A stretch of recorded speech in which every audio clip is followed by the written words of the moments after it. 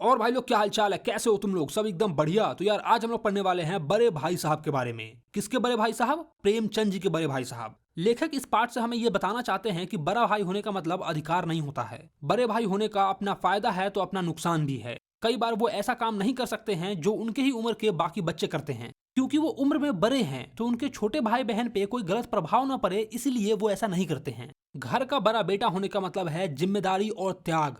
तो चलिए आइए पढ़ते हैं आज का ये पाठ, बड़े भाई साहब। प्रेमचंद जी बताते हैं कि मेरे बड़े भाई साहब मुझसे 5 साल बड़े थे, लेकिन केवल 3 दर्जे आगे थे, यानी कि सिर्फ 3 क्लास आगे थे। उन्होंने भी उसी उम्र में पढ़ना शुरू किया था जिस उम्र में मैंने किया था, लेकिन तालीम जैसे महत्व के मामले में वो जल्दबाजी से काम लेना पसंद नहीं करते थे। तालीम का मतलब होता है एजुकेशन, यानी कि एजुकेशन जैसे मामलों में वो जल्दबाजी नहीं करते थे, क्योंकि वो भवन की बुनियाद को खूब मजबूत डालना चाहते थे जिस पर आलीशान महल बन सके। यानी कि वो अपना बेस जो है वो काफी स्ट्रॉन्ग करना चाहते थे ताकि आने वाले क्लासेस में उनको दिक्कत न हो। 1 साल के काम को 2 साल में करते थे, कभी कभी तो 3 साल लग जाते थे। उनका मानना था कि अगर बुनियाद ही पुख्ता न हो तो मकान कैसे पायदार बने, यानी कि अगर बेस ही स्ट्रॉन्ग नहीं होगा तो वो आगे की क्लासेस में कैसे समझेंगे। मैं छोटा था और वो बड़े थे। मेरी उम्र 9 साल की थी और वो 14 साल के थे। उन्हें मेरी निगरानी का पूरा और जन्मसिद्ध अधिकार था और मेरी शालीनता इसी में थी कि मैं उनके हुक्म को कानून समझूं। जो उन्होंने कह दिया वो मेरे लिए पत्थर की लकीर होती थी। वो वास्तव में बड़े अध्ययनशील थे, यानी कि बड़े पढ़ाकू टाइप के थे। हर दम किताब खोले बैठे रहते थे और शायद दिमाग को आराम देने के लिए कभी कभी कॉपी या किताबों पे चित्र बनाया करते थे। कभी चिड़ियों का, तो कभी कुत्तों का, तो कभी बिल्लियों का तस्वीर बनाया करते थे।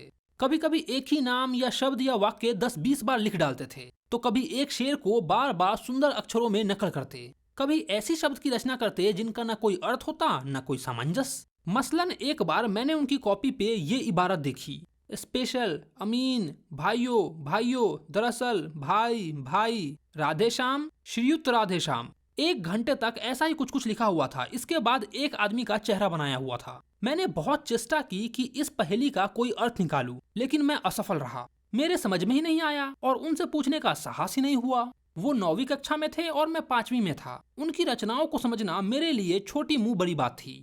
मेरा मन पढ़ने में बिल्कुल नहीं लगता था। 1 घंटे भी किताब खोलकर बैठना पहाड़ जैसा लगता था। मौका पाते ही मैं हॉस्टल से निकल के मैदान में आ जाता और कभी कंकरियां उछालता तो कभी कागज की तितलियां उड़ाता। और कहीं कोई साथी मिल गया तो पूछना ही क्या। कभी 4 दीवारियों पर चढ़ के नीचे कूद रहे हैं तो कभी फटाक पे सवार हैं, उसके आगे पीछे चलते हुए मोटर कार का आनंद उठा रहे हैं। लेकिन कमरे में आते ही भाई साहब का वो रुद्र रूप देख के प्राण सूख जाते। उनका पहला सवाल यही होता, कहाँ थे? हमेशा यही सवाल इसी ध्वनि में पूछा जाता और इसका जवाब मेरे पास केवल मौन रहने के अतिरिक्त कुछ न होता। मैं चुपचाप उनके सामने सर झुकाए खड़ा रहता। न जाने मेरे मुंह से ये बात क्यों नहीं निकलती कि जरा सा बाहर खेल रहा था। मेरी चुप्पी ये कह देती थी कि मुझे मेरा अपराध स्वीकार है और भाई साहब के लिए उनके सिवा और कोई इलाज न था कि स्नेह और रोष से मिले हुए शब्दों से मेरा सत्कार करे, मुझे डांटे फटकारे। इस तरह अंग्रेजी पढ़ोगे तो जिंदगी भर पढ़ते रह जाओगे और एक हर्फ ना आएगा। अंग्रेजी पढ़ना कोई हंसी खेल नहीं है कि जो चाहे पढ़ ले, नहीं तो एरा गैरा नत्थु खेरा सभी अंग्रेजी के विद्वान नहीं हो जाते। यहाँ रात दिन आंखें फोड़नी पड़ती है, खून जलाना पड़ता है, तब जाकर कहीं ये विद्या आती है। और फिर भी आखिरकार आती क्या है? बस कहने को आती है। बड़े बड़े विद्वान भी शुद्ध अंग्रेजी नहीं लिख सकते हैं और बोलना तो दूर की बात है। और तुम कितना बड़ा घूंगा हो कि मुझे देखकर भी सबक नहीं लेते हो। मैं कितना मेहनत करता हूँ तुम अपनी आंखों से देख सकते हो। अगर नहीं देखते हो तो इसमें तुम्हारी आंखों का कसूर है, तुम्हारी बुद्धि का कसूर है। इतना मेला वगैरह होता है, मुझे तुमने कभी देखा है जाते हुए? रोज ही क्रिकेट और हॉकी का मैच होता है, मैं आसपास भी नहीं फटकता। हमेशा पढ़ता रहता हूँ, उस पे भी एक ही क्लास में 2-2 साल 3-3 साल तक पढ़ा रहता हूँ। फिर भी तुम ये कैसे आशा कर सकते हो कि तुम खेल कूद कर वक्त गवा कर पास हो जाओगे?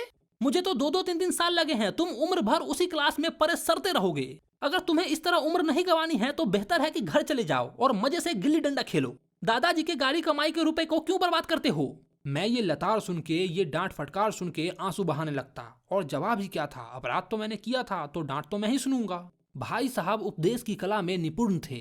ऐसी ऐसी गलती बातें कहते, ऐसी ऐसी सुकित बाण चलाते कि मेरे जिगर के टुकड़े टुकड़े हो जाते और हिम्मत टूट जाती। इस तरह जान तोड़कर मेहनत करने की शक्ति मेरे अंदर तो ना थी। और उस निराशा में जरा देर के लिए मैं ये सोचने लगता कि क्यों ना मैं घर चला जाऊं। जो काम मेरे औकात के बाहर है उसमें हाथ डाल के अपनी जिंदगी खराब क्यों करूं? मुझे अपना मूर्ख रहना मंजूर था, लेकिन उतनी मेहनत से तो मुझे चक्कर आ जाता था। लेकिन घंटे 2 घंटे बाद निराशा के बादल फट जाते और मैं ये डिसाइड करता कि आगे से खूब जी जान लगा के पढ़ूंगा और तुरंत ही चटपट में एक टाइम टेबल बना डालता। बिना पहले से कोई नक्शा बनाए, कोई स्कीम तैयार किए काम कैसे शुरू करूं? इसीलिए टाइम टेबल में खेल कूद की मद बिल्कुल उड़ जाती। यानी कि मैं जो जोश जोश में टाइम टेबल बनाता था उसमें खेल कूद का कोई भी टाइम नहीं रहता था। प्रातःकाल 6 बजे उठना है, मुंह हाथ धोकर नाश्ता करके पढ़ने बैठ जाना है। 6 से 8 तक अंग्रेजी, 8 से 9 तक हिसाब यानी कि मैथ, 9 से 9:30 तक इतिहास यानी कि हिस्ट्री, फिर भोजन और स्कूल। 3:30 बजे स्कूल से वापस आके आधा घंटा आराम। 4 से 5 तक भूगोल यानी कि ज्योग्राफी, 5 से 6 तक ग्रामर, फिर आधा घंटा हॉस्टल के सामने ही टहलना।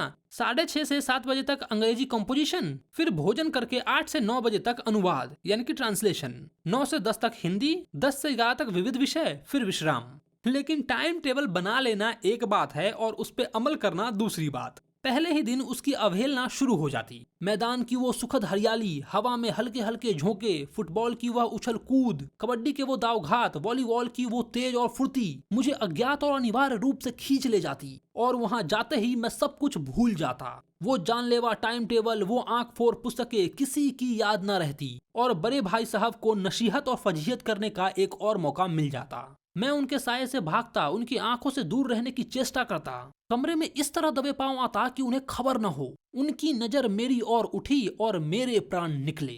हमेशा सिर पे एक नंगी तलवार सी लटकी मालूम होती। फिर भी जैसे मौत और विपत्ति के बीच में आदमी मोह और मायों के बंधन में जकड़ा रहता है, ठीक उसी प्रकार मैं डांट फटकार खाकर भी खेल कूद नहीं छोड़ पाता था। फिर सालाना इम्तिहान हुआ यानी कि एग्जाम हुआ, उसमें बड़े भाई साहब फेल हो गए और मैं पास हो गया और दर्जे में प्रथम आया यानी कि क्लास में फर्स्ट आया। अब मेरे और उनके बीच केवल 2 साल का अंतर रह गया था। जी में आया कि भाई साहब को आड़े हाथ लूं और पूछूं कि आपकी वो घोर तपस्या कहाँ गई। मुझे देखिए, मजे से खेलता भी रहा और क्लास में अव्वल भी आ गया।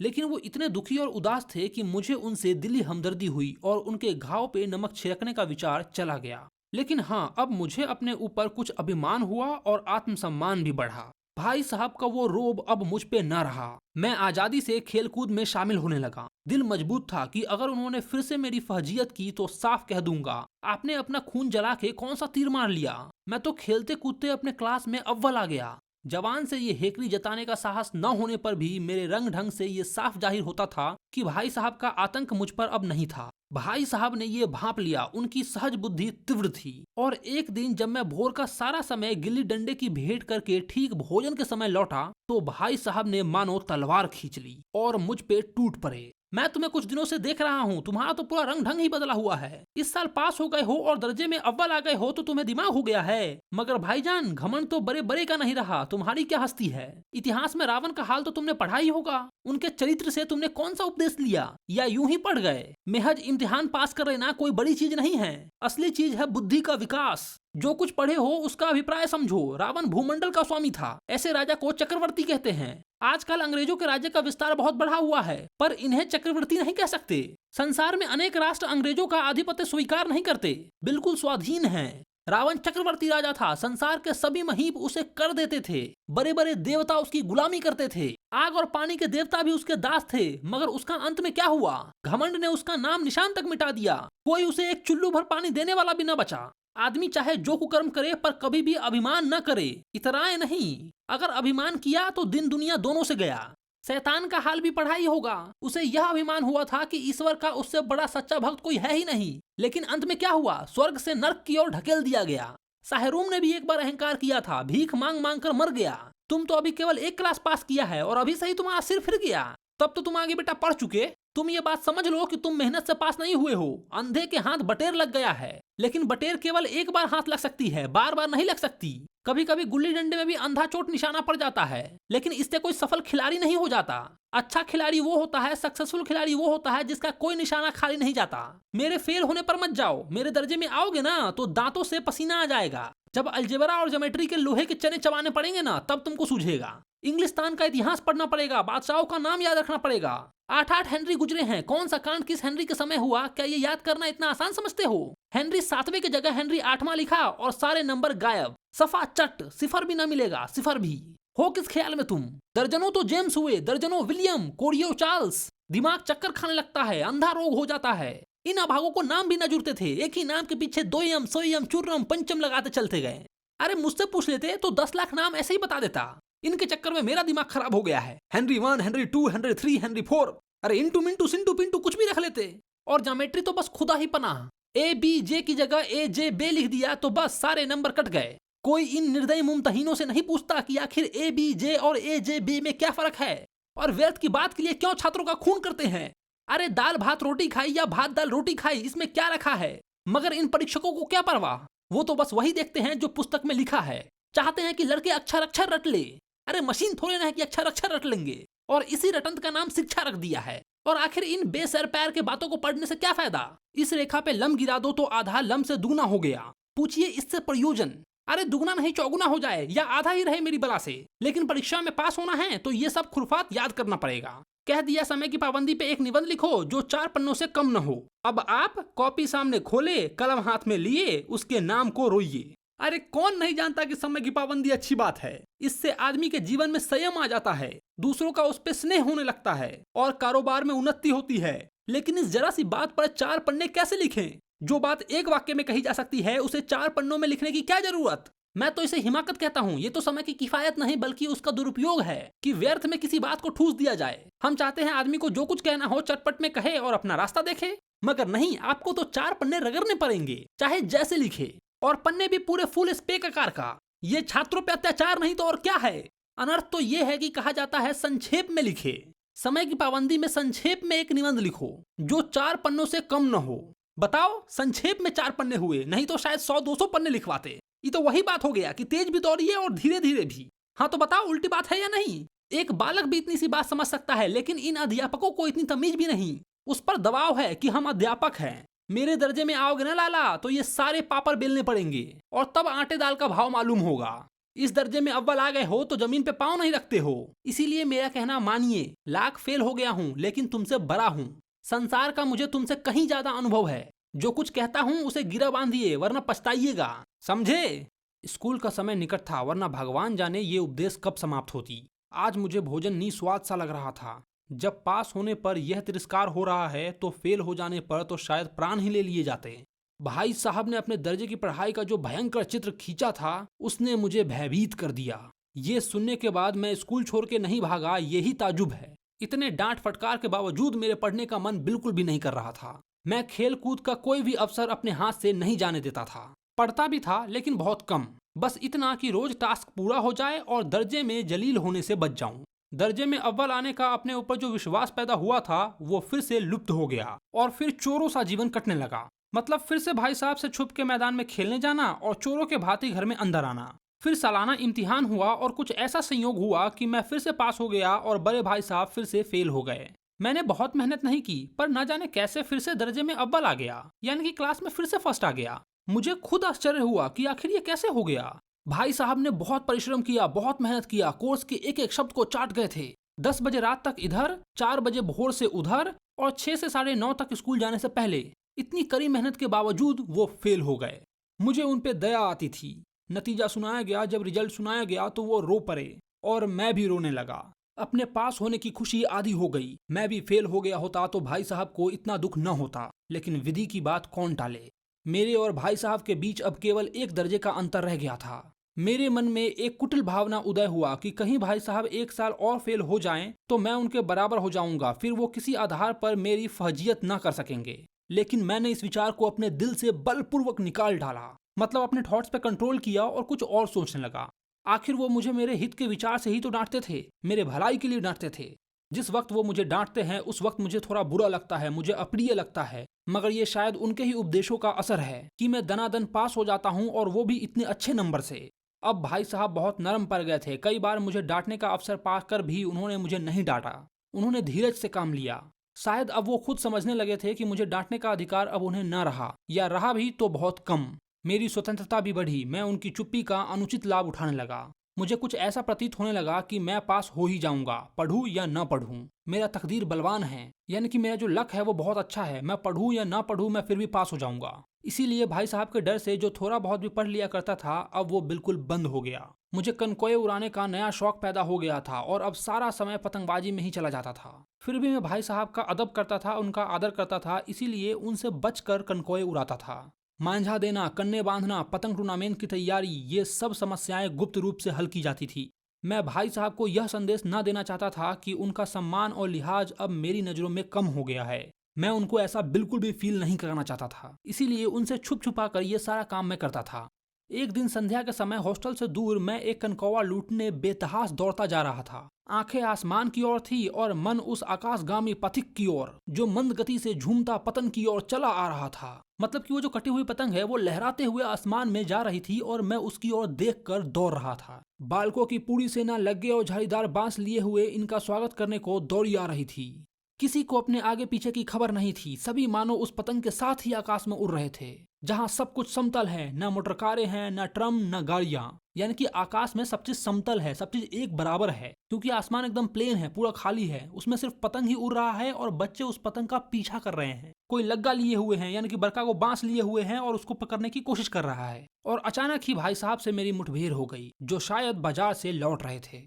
उन्होंने वही मेरा हाथ पकड़ लिया और उग्र भाव से बोले, इन बाजारी लौंडों के साथ धेले के कनकौवे के लिए तुम्हें दौड़ते हुए शर्म नहीं आती? तुम्हें इतना भी लिहाज नहीं कि अब तुम नीची जमात में नहीं हो बल्कि 8वीं जमात में आ गए हो और मुझसे केवल 1 दर्जे नीचे हो। आखिर आदमी को कुछ तो अपने पोजीशन का ख्याल रखना चाहिए। एक जमाना था जब लोग 8वीं दर्जा पास करके नायाब तहसीलदार हो जाते थे। मैं कितने ही मिडिलचियों को जानता हूँ जो आज अव्वल दर्जे के डिप्टी मिनिस्टर या सुपरिटेंडेंट है। कितने ही 8वीं जमात वाले हमारे लीडर है, समाचार पत्र के संपादक हैं, बड़े बड़े विद्वान उनकी मातहती से काम करते हैं, और तुम उसी 8वें दर्जे में आकर बाजारी लौंडों के साथ कनकौवे के लिए दौड़ रहे हो। मुझे तुम्हारी इस कम अकल पे बहुत दुख होता है। तुम जहीन हो, बुद्धिमान हो, इसमें कोई शक नहीं है, लेकिन वो जहन किस काम की जो हमारे आत्मगौरव की हत्या कर डाले। तुम अपने दिल में समझते होगे कि मैं भाई साहब से अब केवल 1 दर्जा नीचे हूँ तो उन्हें मुझे डांटने का कोई अधिकार नहीं है, लेकिन ये तुम्हारी गलती है। मैं तुमसे 5 साल बड़ा हूँ और चाहे तुम मेरी ही जमात में क्यों ना आ जाओ, और परीक्षकों का यही हाल है तो निसंदेह अगले साल तुम मेरे ही कक्षा में होंगे और शायद 1 साल बाद मुझसे आगे भी निकल जाओगे। लेकिन मुझ में और तुम में जो 5 साल का अंतर है उसे तुम क्या खुदा भी नहीं मिटा सकता है। मैं तुमसे 5 साल बड़ा हूं और हमेशा रहूंगा। मुझे दुनिया का और जिंदगी का जो तजुर्बा है तुम उसकी बराबरी कभी नहीं कर सकते, चाहे तुम MA, DPhil और DLit ही क्यों ना हो जाओ। समझ किताबें पढ़ने से नहीं आती है, दुनिया देखने से आती है। हमारी अम्मा ने कोई दर्जा पास नहीं किया और दादा भी शायद 5वीं 6ठी जमात के आगे नहीं पढ़े, लेकिन हम दोनों दुनिया की सारी विद्या क्यों ना पढ़ ले, अम्मा और दादा को हमें हमेशा समझाने का, सुधारने का अधिकार रहेगा, हमेशा रहेगा। केवल इसलिए नहीं कि वो हमारे जन्मदाता हैं, बल्कि इसलिए कि उन्हें दुनिया का हमसे ज्यादा तजुर्बा है और रहेगा। अमेरिका में किस तरह की राज्य व्यवस्था है और 8वें हेनरी ने कितना ब्याह किया, कितनी शादी की, आकाश में कितने नक्षत्र हैं, ये बात चाहे उनको मालूम हो या न हो, लेकिन हजारों ऐसी बातें हैं जिनका ज्ञान उन्हें हमसे और तुमसे ज्यादा है। भगवान न करे आज मैं बीमार हो जाऊं तो तुम्हारे हाथ पैर फूल जाएंगे। दादा को तार देने के सिवाय तुम्हें कुछ ना सूझेगा, यानी कि उनको पत्र लिखने के अलावा तुमको और कुछ नहीं सूझेगा। तुम इस सिचुएशन को नहीं संभाल पाओगे, लेकिन तुम्हारी जगह दादा हो तो वो किसी को तार ना देंगे और न ही घबराएंगे। पहले खुद बीमारी को पहचान कर उसका इलाज करेंगे, उसमें सफल न हुए तो किसी डॉक्टर को बुलाएंगे। बीमारी तो खैर बड़ी चीज है, हम और तुम तो इतना भी नहीं जानते हैं कि महीने भर का खर्च महीने भर कैसे चले। जो कुछ दादा भेजते हैं हम उसे 20-22 तारीख तक खर्च कर डालते हैं और फिर पैसे पैसे के लिए मुहताज हो जाते हैं। नाश्ता बंद हो जाता है, धोबी और नाई से मुंह चुराने लगते हैं। लेकिन जितना आज हम और तुम खर्च कर रहे हैं उनके आधे में दादाजी ने अपनी पूरी उम्र का बड़ा भाग इज्जत और नेकामी के साथ निभाया है और कुटुंब का पालन भी किया है, जिसमें सब मिलाकर 9 आदमी थे। अपने हेडमास्टर साहब को देख लो, MA किए हैं, वो भी यहाँ से नहीं, ऑक्सफोर्ड से। 1000 रुपए पाते हैं, लेकिन घर का इंतजाम कौन करता है? उनकी बूढ़ी माँ। हेडमास्टर साहब की डिग्री यहाँ बेकार हो गई। पहले खुद ही घर संभालते थे, खर्च पूरा ना पड़ता था, कर्ज में डूब गए थे, लेकिन जब से उनकी माताजी ने घर का भागदौड़ संभाला है, घर में जैसे लक्ष्मी आ गई है। तो भाईजान, ये गुरूर अपने दिल से निकाल डालो कि तुम मेरे समीप आ गए हो और अब स्वतंत्र हो। मेरे देखते तुम बेराह ना चल पाओगे। अगर तुम यूं नहीं मानोगे तो ये थप्पड़ देख रहे हो ना, थप्पड़ मार मार के सुधारेंगे तुमको। बड़े भाई साहब अपना थप्पड़ दिखाते हुए उसको बोलते हैं कि अगर तुम ऐसे नहीं मानोगे, डांट फड़का से नहीं मानोगे, तो मैं तुमको थप्पड़ भी मार सकता हूँ। मैं जानता हूँ तुम्हें मेरी बातें जहर लग रही है। मैं उनके इस नए रूप से नतमस्तक हो गया। मुझे आज सचमुच में अपनी लघुता का अनुभव हुआ और भाई साहब के प्रति मेरे मन में श्रद्धा उत्पन्न हुई। मैंने सजल आंखों से कहा, हरगिज नहीं, मुझे बिल्कुल बुरा नहीं लग रहा है। आप जो कुछ फरमा रहे हैं वो बिल्कुल सच है और आपको उसको कहने का अधिकार है। भाई साहब ने मुझे गले से लगा लिया और बोले, मैं कनकौवा उड़ाने के लिए तुम्हें मना नहीं करता, खुद बेराह चलूं तो तुम्हें रक्षा कैसे करूं? ये कर्तव्य भी तो मेरे सिर है। क्या लाइन कही है ना यार उन्होंने, कि अगर खुद ही गलत राह पे चलेंगे तो अपने छोटे भाई को कैसे संस्कार देंगे? अगर उनका छोटा भाई कभी गलती करेगा तो उसको किस अधिकार से वो डांटेंगे? बड़े होने से अगर छोटे को डांटने का अधिकार मिलता है तो बहुत कुछ खोना भी पड़ता है, त्याग करना पड़ता है। खैर चलो आगे बढ़ते हैं। संयोग से उसी वक्त एक कटा हुआ कनकौवा हमारे ऊपर से गुजरा। उसकी डोर लटक रही थी। लड़कों का एक गोल पीछे पीछे दौड़ा चला आ रहा था।